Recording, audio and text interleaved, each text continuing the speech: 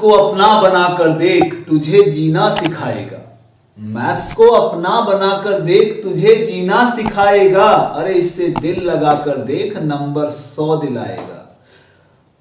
Good morning students, मैं राजेश्वर चौहान फिर से एक बार स्वागत करता हूं आपका अपने इस चैनल में जिसका नाम है maths by Rajeshwar Chauhan. Students, पिछली वीडियो में हमने डिस्कस किया था अबाउट द वेक्टर प्रोडक्ट और द क्रॉस प्रोडक्ट, और उसके बाद हमने एरिया ऑफ द ट्राइंगल और एरिया ऑफ द पैरेललोग्राम भी बताया था by the help of vector product. Students, आज की क्लास में हम एक्सरसाइज 10.4 लेकर चल रहे हैं, तो कंप्लीट सॉल्यूशन देखिए एक्सरसाइज 10.4 का।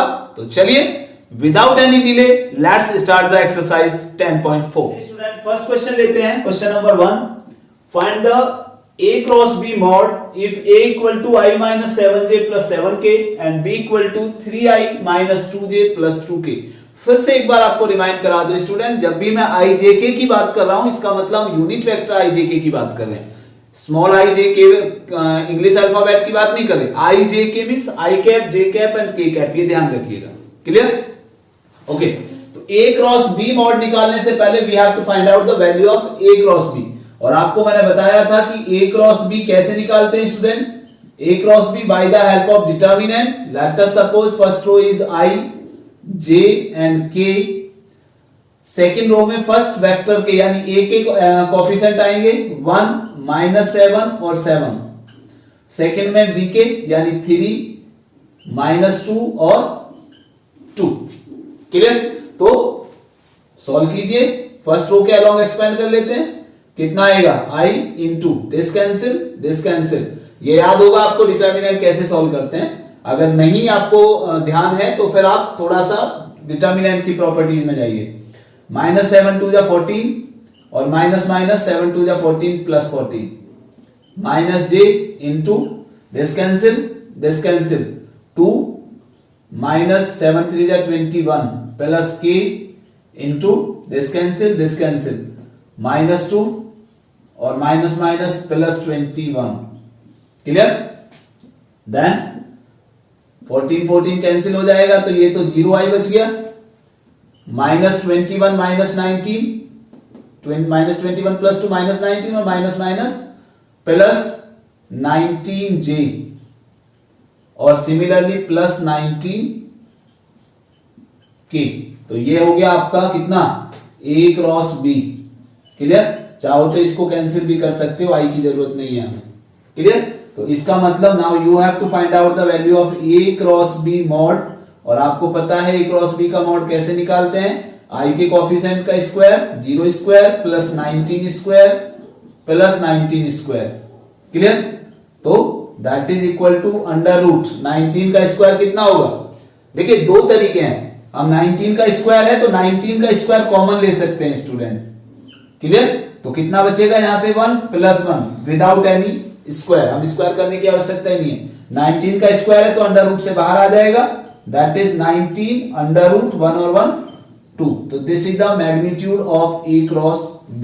क्लियर? नेक्स्ट क्वेश्चन लेते हैं student. Question number 2, find a unit vector perpendicular to each of the vector A plus B and A minus B where A equal to 3I plus 2J plus 2K and B equal to I plus 2J minus 2K। तो यहां पे कह रहा है student unit vector perpendicular to. तो पहले तो हमें देखिए A प्लस बी और A माइनस बी निकालना है। क्लियर? तो जो दो वेक्टर आएंगे उनके परपेंडिकुलर यूनिट वेक्टर निकालना है। क्लियर? तो इसका मतलब इनके परपेंडिकुलर वेक्टर निकालना है तो इसका क्रॉस प्रोडक्ट निकालना है, फिर जो वेक्टर आएगा उसका हमें यूनिट वेक्टर निकालना है। क्लियर? तो सबसे पहले हम A प्लस बी निकालेंगे। A प्लस बी का मतलब A प्लस बी, तो 3I plus I that is 4I, 2J plus 2J this is 4J, 2K minus 2K तो ये 0 हो जाएगा, इसकी हमें आवश्यकता नहीं है। Clear? Now A minus B, A minus B 3I minus I this is 2I, 2J minus 2J तो प्लस J कैंसिल हो जाएगा, 2K और minus minus plus 2K that is 4K। Clear? Now A plus B cross A minus B is equal to, तो A plus B यानी आई J के आएगा पहले, तो ए प्लस बी का मतलब 4 के 0 है, और ए माइनस बी का मतलब 2 0 4।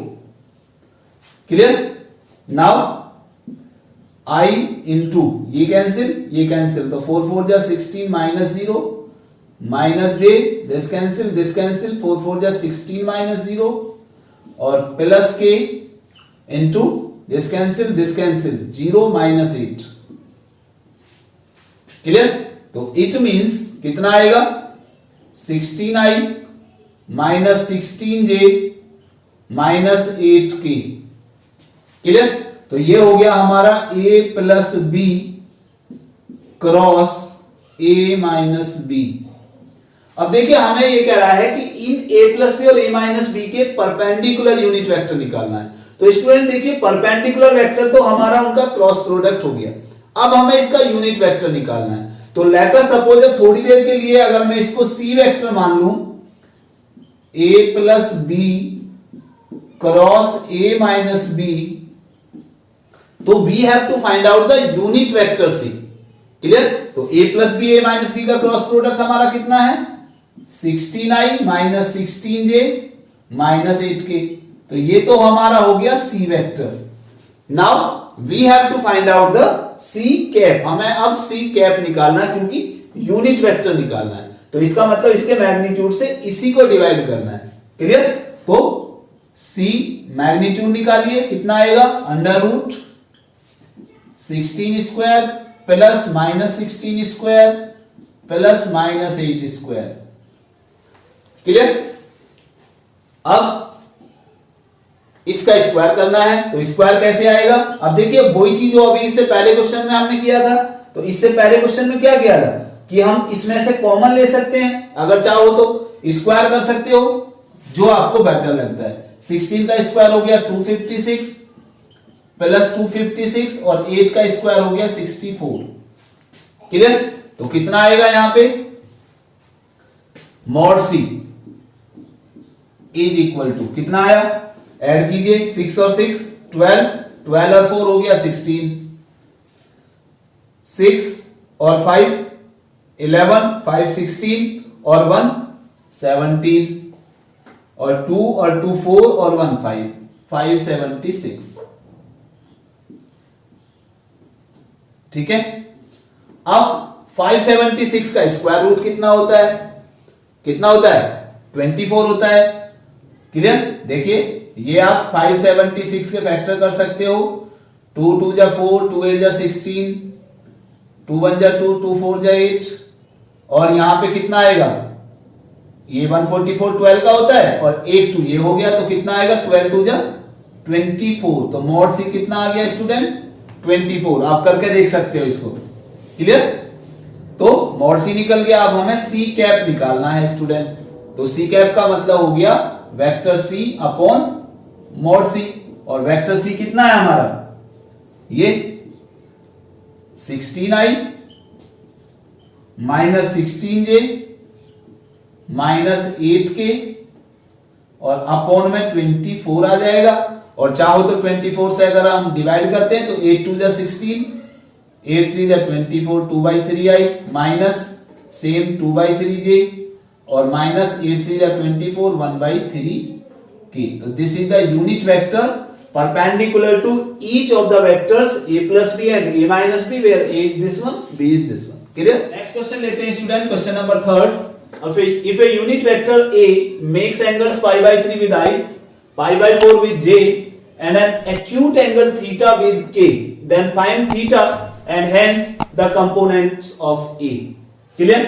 तो देखिए अब यहां कह रहा a makes angle pi by 3 with I. I का मतलब होता है I किसके अलोंग यूनिट वेक्टर होता है, x एक्सिस के अलोंग। तो इसका मतलब क्या हुआ, I के अलोंग, I के साथ में पाई बाई 3 बनाने का मतलब x एक्सिस के साथ बनाना, j के साथ बनाना मींस y एक्सिस के साथ बनाना, और k के साथ बनाने का मतलब है angle that is with z axis. तो इसका मतलब क्या है कि ये अल्फा बीटा गामा हो जाएंगे। तो we have to find out the direction cosines. Clear? तो कैसे, देखिए जरा ध्यान से, a makes एंगल्स, यहां पे कह रहा है यूनिट वेक्टर। अब क्या दिया हुआ है, यूनिट वेक्टर दिया हुआ है। तो अगर सपोज करो मैं a equal to a1i plus a2j plus a3k मान लें अगर हम, तो मॉड a कितना हो जाएगा हमारा, 1 हो जाएगा।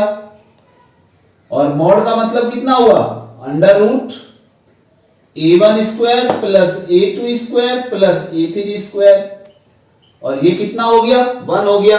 स्क्वायर कर दोगे दोनों साइड में तो a1 square plus a2 square plus a3 square equal to 1। इसको इक्वेशन 1 मान लेते हैं। ठीक है यहां तक। अब angles pi by 3 with I के साथ पाई बाई 3 का मतलब है कि एल का मतलब कॉस पाई बाई 3, क्लियर। और एल का मतलब कॉस पाई बाई 3 कितना आ रहा है, एल होता क्या है हमारा, एल होता है a1 अपॉन मॉड ए।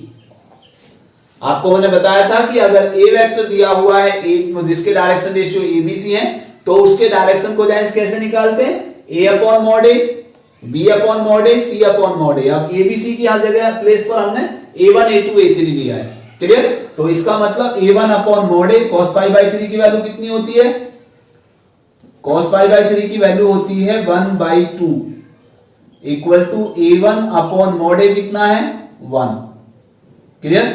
तो यहां से क्रॉस मल्टीप्लाई की a1 इक्वल टू आ गया 1/2, ठीक है। इसी प्रकार m यानी cos j के साथ कितना बना रहा है, cos pi by 4, cos pi by 4 का मतलब हो गया कितना, a2 upon mod a, clear. अब cos पाई बाई 4 की वैल्यू होगी 1/√2 इक्वल टू a2 अपॉन 1, तो इसका मतलब a2 इक्वल टू हो जाएगा 1 अपॉन √2, क्लियर। नाउ k के साथ कितना बना रहा है, cos थीटा, इसका मतलब cos थीटा इक्वल टू हो गया c अपॉन मॉड ए यानी a3 अपॉन मॉड ए। तो it means cos theta equal to कितना, a3 अपॉन 1, तो it means a3 equal to हो गया कितना, cos थीटा, क्लियर। तो देखिए a1 की वैल्यू मिल गई, a2 की वैल्यू मिल गई और a3 वैल्यू मिल गई हमें, क्लियर। रिलेशन क्या दिया है, a1 square plus a2 square plus a3 square. एक चीज और याद रखिएगा कि आपको पता है कि जब डायरेक्शन कोजाइंस ही तो है ये, भाई ये डायरेक्शन कोजाइंस तो है, और डायरेक्शन कोजाइंस का एक रिलेशन मैंने और भी बताया था आपको, l square plus m square plus n square equal to 1, तो वो यहां से आ जाएगा। आप चाहो तो इसको a1 a2 a3 की जगह l1 m1 lmn भी ले सकते हो आप, क्लियर। तो इसका मतलब putting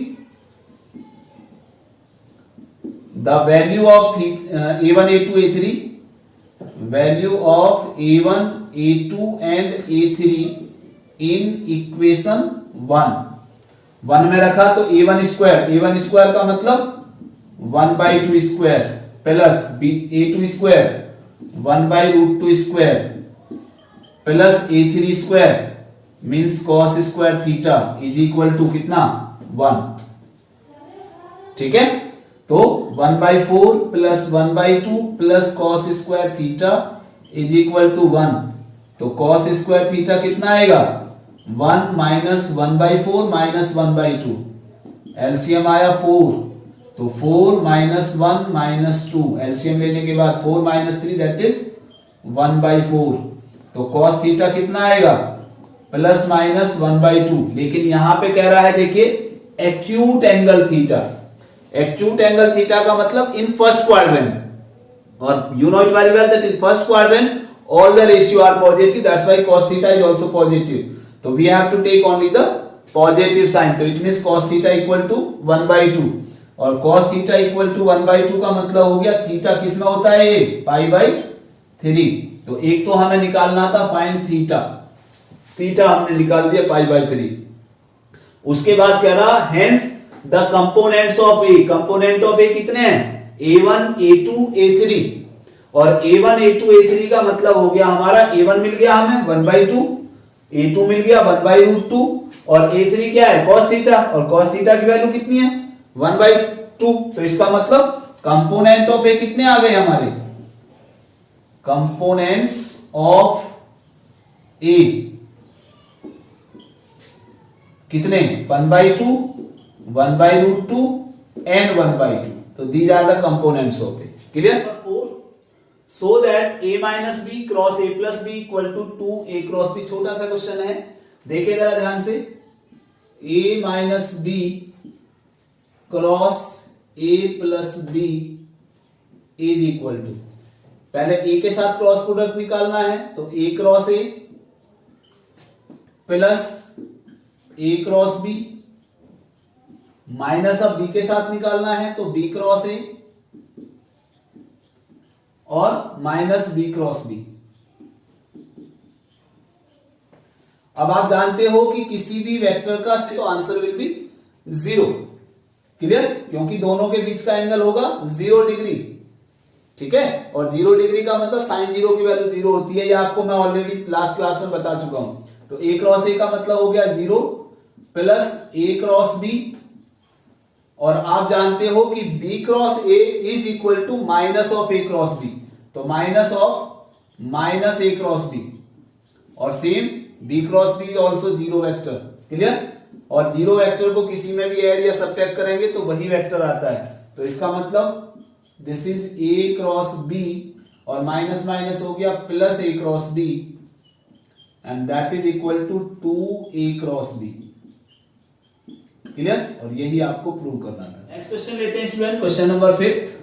find lambda and mu if 2i plus 6j plus 27k cross i plus lambda j plus mu K is equal to 0 vector. यानी इन दोनों वेक्टर्स का डॉट क्रॉस प्रोडक्ट 0 वेक्टर है. तो पहले हम इनका क्रॉस प्रोडक्ट निकाल दें. क्लियर? तो 2i plus 6j plus 27k cross कितना i plus lambda j plus mu K is equal to 0 vector दिया हुआ है. तो इनका क्रॉस प्रोडक्ट क्या आएगा student? i j k 2 6 27 1 lambda और mu equal to 0 vector. Clear? और 0 वेक्टर का मतलब होता है student 0i plus 0j plus 0k, यानी जितने भी हमारे इधर i j k के कोफिशिएंट आएंगे उनको हम सभी को 0 से इक्वेट करेंगे. तो कितना आएगा यहां से देखिए जरा ध्यान से. i into this cancel 6 mu minus 27 lambda minus j into this cancel 2 mu minus 27 और plus k into this cancel 2 lambda minus 6 is equal to 0 vector. Clear? तो कितना आएगा 6 म्यू माइनस 27. देखिए अब ये i j k के coefficient हो गए. तो यहां से अगर मैं दोनों तरफ अब इक्वेट करता हूं तो i का कोफिशिएंट इधर है 6 mu minus 27 lambda is equal to 0 हो जाएगा.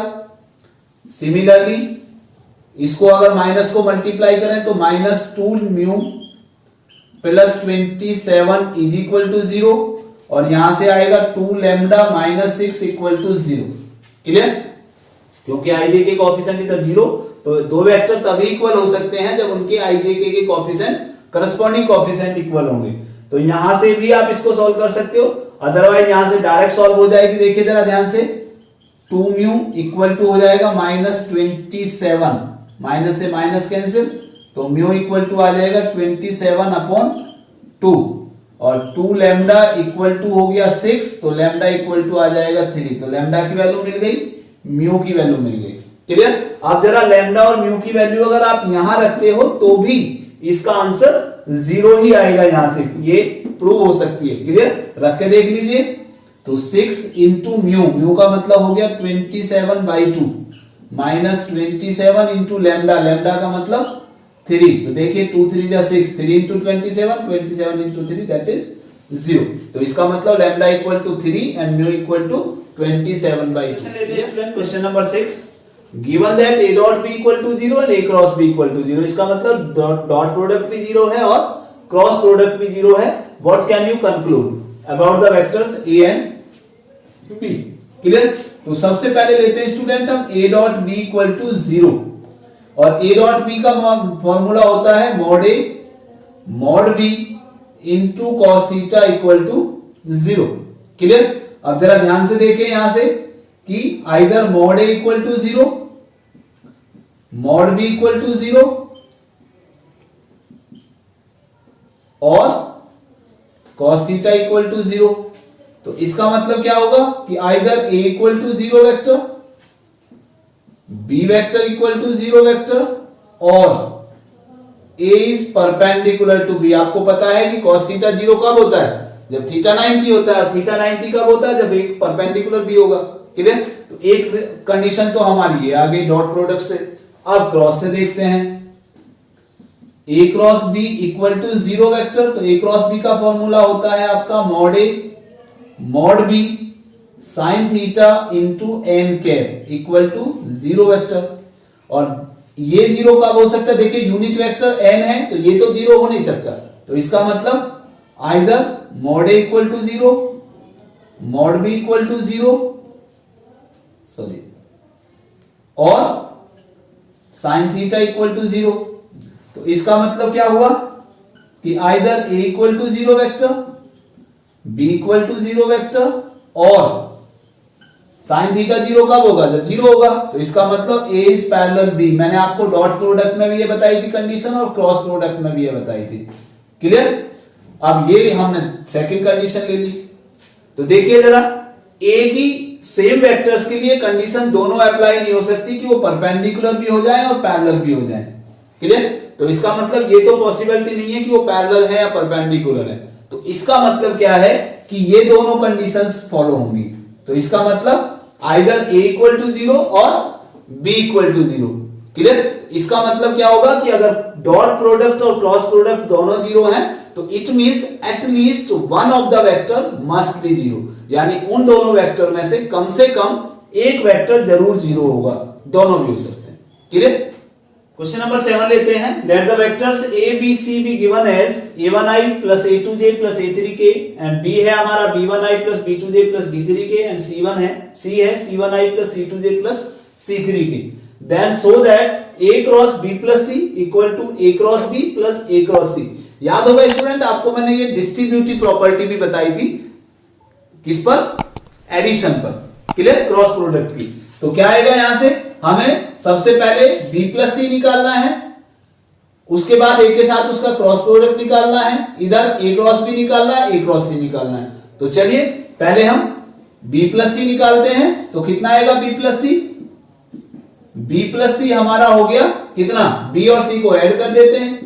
तो b1 plus c1 into I plus b2 plus c2 into J और plus b3 plus c3 into K. Clear. अब क्या लेंगे हम, a के साथ b प्लस c का क्रॉस प्रोडक्ट निकालेंगे, यानी a cross b plus c equal to. Clear. तो ये हुआ student a cross b plus C I J K, उसके बाद a के कॉफिशिएंट लिखे और b प्लस सी के कॉफिशिएंट लिखे। अब इसको सॉल्व करते हैं, i इंटू ये cancel a2 into b3 plus c3 minus a3 into b2 plus c2 plus या माइनस लेंगे अब j इंटू ये कैंसिल। सिमिलरली यहां से आएगा a1 into b3 plus c3 और minus a3 into b1 plus c1 और प्लस इसी प्रकार k लेंगे, ये cancel a1 into b2 plus c2 और minus a2 into b1 into b1 plus c1। ठीक है। अब देखिए जरा इसको ध्यान से स्टूडेंट, कितना करेंगे, इसको हम लेंगे i इंटू कितना a2 b3 plus a2 c3 minus a3 b2 और minus A3C2, clear, plus minus J, इसी प्रकार हम यहां से लेंगे फिर से minus J into A1B3 minus plus A1C3 minus A3B1 और minus A3C1, similarly plus K into A1B2 plus A1C2 minus A2B1 और माइनस A2C1, ठीक है। अब जरा ध्यान से देखिए स्टूडेंट, I इंटू, अब मैं क्या कर रहा हूं, A और B एक साथ करता हूं और A और C एक साथ करता हूं, ठीक है। तो इसका मतलब यहां से हम ऐसे कर सकते हैं इसको, A2B3 माइनस A3B2, ठीक है, और इसी प्रकार प्लस I इंटू कितना A2C3 माइनस A3C2, ठीक है, प्लस इसी प्रकार यहां से करेंगे अब माइनस J इंटू, आप चाहो तो इनको अलग अलग मल्टीप्लाई भी कर सकते हो, मैं उसी में से सॉल्व करके दिखा रहा हूं आपको। कितना A1B3 माइनस A3B1 और minus J into similarly A1C3 minus A3C1, ठीक है, और इसी प्रकार प्लस कितना K into A1B2 minus A2B1 और plus K into A1C2 minus A2C1। अब जरा ध्यान से देखिए स्टूडेंट, ये वाला टर्म J का और एक ये K का जिसमें A और B आ रहे हैं, ये एक साथ कर लेते हैं। तो एक साथ करेंगे तो ये आ जाएगा कितना I J K, देखिए A2 B2 सॉरी ये आ जाएगा आपका कितना A1 A2 A3 B1 B2 B3। जरा ध्यान से देखना स्टूडेंट, अगर मैं I के साथ लेता हूं तो ये कैंसिल, तो A2 B3 minus A3 B2, फिर ये वाला लेते हैं माइनस J, ये कैंसिल, तो A1 B3 minus B1 A3 आ गया नहीं। ऐसे ही प्लस K का लेता हूं तो A1 B2 minus A2 B1, clear. तो जैसे हमने ये तीन लिए हैं इसके साथ, तो इसी प्रकार यहां से आ जाएगा हमारा सेम I J K, इसमें A और C आएगा, यानी A1 A2 A3 और C1 C2 C3। तो इसका मतलब क्या हुआ, ये हो गया A क्रॉस B और ये हो गया A क्रॉस C, जो कि हमें यही प्रूव करना था, क्लियर। क्वेश्चन लेते हैं student, question number 8, if either A equal to 0 vector or B equal to 0 vector, then A cross B equal to 0 is the converse true, justify answer with an example। याद होगा आपको ये question same बिल्कुल मैंने scalar product में बताया था कि either A equal to 0 B equal to 0 then A dot B equal to 0, clear. तो यहां भी देखते हैं A क्रॉस B का मतलब क्या होता है, that is mod A mod B sine theta into N cap. तो इसका मतलब यहां पे देखिए, इसको इक्वेशन 1 मान लेते हैं। हम कह रहे हैं कि either A equal to 0, if A equal to 0 vector है तो इसका मतलब क्या होगा कि मॉड A इक्वल टू 0 होगा। देन फ्रॉम इक्वेशन 1 क्या हो गया, A cross B equal to 0 हो गया, ठीक है। उसके बाद इफ B वेक्टर अगर हमारा 0 होता है तो इसका मतलब B का मतलब हो गया कि मॉड B 0 होगा।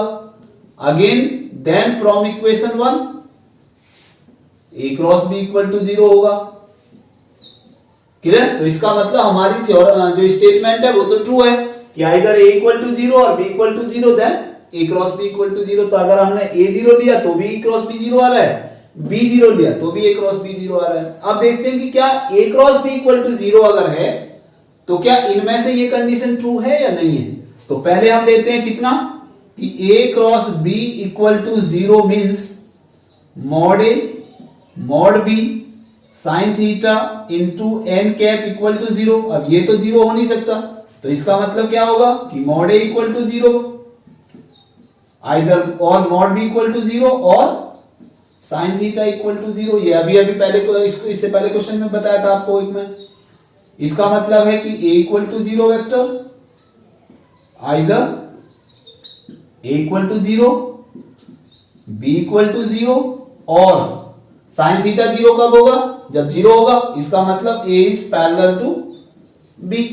क्लियर? तो इसका मीनिंग क्या हुआ कि अगर a पैरेलल b है, अगर ये दोनों वेक्टर पैरेलल हैं तो भी क्रॉस प्रोडक्ट 0 हो सकता है, but need not be true that a equal to 0 और b इक्वल टू 0। तो a और b 0 नहीं भी है तो भी अगर पैरेलल है तो उनका क्रॉस प्रोडक्ट 0 हो सकता है। तो इसका मतलब converse need not be true. Clear? अब देखते हैं कि क्या हमारी एक एग्जांपल के थ्रू देख सकते हैं। मान लीजिए a इक्वल टू लिया हमने i प्लस जे प्लस के, और b इक्वल टू ले लेते हैं, सपोज यहां माइनस लगा देते हैं, कोई भी वेक्टर ले सकते हो, 2i plus 2j minus 2k। तो a क्रॉस b अगर लेते हैं, देखिए कोई सा भी 0 नहीं है। अब देखते हैं क्या इनका क्रॉस प्रोडक्ट 0 होता है। i j k 1 1 minus 1 2 2 minus 2। तो i इंटू ये cancel minus 2 plus 2 minus j ये कैंसिल माइनस 2 और minus minus plus 2 k this cancel 2 minus 2। तो ये आ गया आपका 0i प्लस माइनस कुछ भी लगा दो 0j और प्लस 0k। तो देखिए इसका मतलब कितना आ रहा है? 0 आ रहा है। इसका मतलब क्या है कि a और b कोई सा भी 0 नहीं है, लेकिन फिर भी क्रॉस प्रोडक्ट 0 आ रहा है। उसका रीजन क्या है कि a और b दोनों कॉलिनियर वेक्टर है। क्लियर? नेक्स्ट क्वेश्चन लेते हैं, question number 9। Find the area of the triangle with vertices a 1 1 2 b 2 3 5 and c 1 5 5। Clear? अब देखिए एरिया ऑफ द ट्रायंगल निकालना है। वर्टिसेस दे रखे हैं तो पहले हम इनकी दो साइड के वेक्टर्स निकाल लें, पोजीशन वेक्टर निकाल लें। तो BC और BA निकाल लेते हैं। तो BC का position vector C minus B और BA का position vector A minus B. Clear? तो BC और BA हमने निकाल लिए। एरिया ऑफ ट्रायंगल क्या होगा? दो एडजेसेंट साइड्स हमें मिल गई, वो बताया था आपको, उनके क्रॉस प्रोडक्ट के मैग्नीट्यूड का half, that is the area of the triangle. तो इसका मतलब ये आ जाएगा हाफ। ये पिछली क्लास में मैं आपको बता चुका हूं। BC कितना है? -1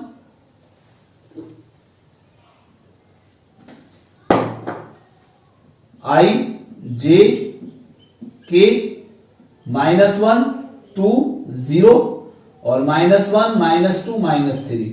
क्लियर? और उसका मैग्नीट्यूड निकाल देंगे फिर, तो टोटल मैग्नीट्यूड आ जाएगा। ठीक है? तो ये आ गया 1/2 इंटू i इंटू कितना, दिस कैंसिल -6 प्लस 0 -j 3 -0 और प्लस k 2 प्लस 2। क्लियर? तो इसका मतलब ये हो गया half into -6i -3j plus 4k। ठीक है? और उसका मैग्नीट्यूड, तो आप हाफ को तो चाहो मैग्नीट्यूड से अंदर बाहर ले सकते हो। कितना आएगा? -6 का स्क्वायर -3 का स्क्वायर प्लस 4 स्क्वायर। तो ये आ जाएगा आपका हाफ अंडर रूट कितना, 36 प्लस 9 प्लस 16। तो कितना आया? ये आ जाएगा area of the triangle equal to half 36 और 9 45 और 6 51 और 10 under root 61। This is the area of the triangle ABC whose vertices are these one. Next question लेते हैं student, question number 10। Find the area of the parallelogram whose adjacent sides are determined by the vectors A equal to I minus j plus 3k and B equal to 2I minus 7j plus k। अब देखिए हमें पता है कि अगर कोई parallelogram दिया हुआ है, उसकी एडजेसेंट साइड्स A और B से रिप्रेजेंट हो रही हैं, तो उसका एरिया होता है, area of parallelogram A cross B vector का मैग्नीट्यूड। क्लियर? तो हमने पहले A दिया हुआ, ये एडजेसेंट साइड है स्टूडेंट, याद रखिएगा। अगर पोजीशन वेक्टर होते तो हमें साइड निकालनी पड़ती, यहाँ एडजेसेंट साइड ही ऑलरेडी दे रखी है। क्लियर? ए दिया है, बी दिया हुआ है, तो पहले हम ए क्रॉस बी निकालेंगे। तो ए क्रॉस बी कितना आएगा, आई into -1 plus 21 minus J into 1 minus 6 और प्लस के into 2 minus 1 minus 7 plus 2। Clear? तो ये हो गया आपका 20i माइनस माइनस हो जाएगा प्लस 5j और माइनस 5k। क्लियर? तो ये हो गया हमारा ए क्रॉस बी। अब पहले हम ए क्रॉस बी का मॉड निकाल दें। कितना आएगा, अंडर रूट 20 का स्क्वायर प्लस 5 का स्क्वायर प्लस -5 का स्क्वायर, तो that is equal to under root 20 का स्क्वायर हो गया 400 प्लस 5 का स्क्वायर हो गया 25 प्लस 25, तो कितना आएगा 25 हो गया 50, तो दैट इज अंडर रूट 450। और 450 को क्या लिख सकते हो, अगर हम 450 का स्क्वायर रूट निकालें तो 2 2 जा 4, 2 2 जा 4, 2 5 जा 10 और 225 होता है किसका, 15 का स्क्वायर, तो यानी कितना आ जाएगा ये 15 अंडर रूट 2। क्लियर? तो इसका मतलब एरिया ऑफ पैरेललोग्राम हो गया 15 under root 2 square units. Clear?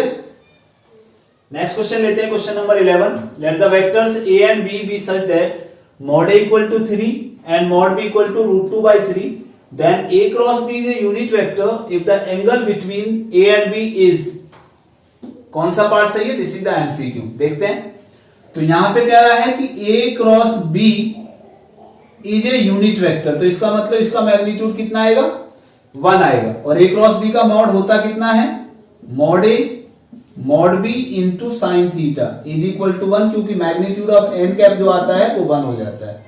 Mod a कितना दिया है 3 इंटू मॉड b कितना दिया है root 2 by 3 into sine theta equal to 1। ठीक है, 3 से 3 कैंसिल, तो यहां से आ जाएगा sine theta equal to 1 by root 2, तो इसका मतलब 1 बाई रूट 2 किस में वैल्यू होती है, दैट इज पाई बाई 4, तो इसका मतलब आ गया theta equal to pi by 4, तो इट मींस बी पार्ट इसका करेक्ट है। क्लियर? नेक्स्ट क्वेश्चन लेते हैं, लास्ट क्वेश्चन है इस एक्सरसाइज का student, question number 12। Area of the rectangle having vertices a b c and d with position vectors -i plus half j plus 4k, i plus half j plus 4k, i minus half j plus 4k and -i minus half j plus 4k respectively is, तो इसका area कितना होगा वो निकालना है हमें। Clear? अब देखिए जरा, अगर ए बी सी डी कोई रेक्टेंगल दिया, rectangle just like a parallelogram, और पैरेललोग्राम का एरिया क्या होता है स्टूडेंट, एरिया ऑफ पैरेललोग्राम यानी रेक्टेंगल ले सकते हैं हम यहां पे, जब रेक्टेंगल है तो क्या होता है, वो होता है एडजेसेंट साइड्स का क्रॉस प्रोडक्ट का मैग्नीट्यूड। इसका मतलब BC और AB, BC क्रॉस AB ले सकते हैं या AB क्रॉस BC ले सकते हैं, आप जो भी ले वो तो मैग्नीट्यूड निकलेगा, अंडर रूट में आ जाएगा, कोई दिक्कत नहीं है। तो AB क्रॉस BC का मैग्नीट्यूड। क्लियर? तो AB और BC हम निकाल लेते हैं यहां से। पोजीशन वेक्टर ऑफ ABCD दिया तो OA OB OC OD दिया है, AB का मतलब OB माइनस OA, तो OB minus OA, I minus minus plus I, 2I, half J cancel, 4K cancel. ऐसे ही BC निकालना है तो B माइनस C आएगा, तो इसका मतलब C माइनस B, तो I minus I 0 minus half J, तो माइनस ये हो गया, 4K माइनस 4K कैंसिल हो जाएगा। तो ये आ गया हमारा AB और BC। क्लियर? अब एरिया ऑफ रेक्टेंगल का मतलब AB क्रॉस BC निकालिए पहले, तो I J K, तो 2I का मतलब हो गया 2 0 0 और माइनस 0 माइनस 1 0। क्लियर? तो पहले हम इसका मैग्नीट्यूड निकालेंगे, क्रॉस प्रोडक्ट निकालेंगे, फिर मैग्नीट्यूड निकालेंगे। तो क्रॉस प्रोडक्ट कितना आ जाएगा हमारा, I इंटू ये कैंसिल 0 माइनस 0 माइनस J, ये कैंसिल 0 माइनस 0, ये भी 0 हो गया, प्लस K इंटू ये कैंसिल, तो -2 माइनस 0। ठीक है? तो इसका मतलब हो गया ये 0i हो गया, -0j और -2k आ जाएगा। क्लियर? तो अब इसका मैग्नीट्यूड अगर निकालना है तो मैग्नीट्यूड हो जाएगा √0² प्लस 0² प्लस -2 का स्क्वायर, तो दैट इज इक्वल टू √4 आ जाएगा। इसका मतलब 2 स्क्वायर यूनिट आएगा, और 2 कौन सा है? That is C part. Clear? तो स्टूडेंट ये था हमारा टॉपिक एक्सरसाइज 10.4। कोशिश करेंगे कि मिसलिनियस आपको खुद करनी है, अब ये ध्यान रखिएगा। अगर नहीं होगी तो बाद में बताएंगे। तो हम मिसलिनियस आप खुद कीजिएगा। अगर आपको लगता है कि मिसलिनियस कंप्लीट नहीं हो पाई है तो आप मुझे कमेंट बॉक्स में लिख दें, मुझे व्हाट्सएप कर दें। मेरा व्हाट्सएप नंबर उसमें लिखा हुआ है, क्लियर, डिस्क्रिप्शन बॉक्स में। तो आप जैसा भी होगा उसको जल्दी ही मिसलिनियस की भी बनाएंगे, लेकिन उम्मीद करता हूं कि मिसलिनियस आप खुद कंप्लीट कर लेंगे। नेक्स्ट टॉपिक हमारा जो होगा वो 11 चैप्टर होगा। तो मिलते हैं नेक्स्ट क्लास में नेक्स्ट टॉपिक के साथ, नेक्स्ट चैप्टर के साथ। तब तक के लिए नमस्कार।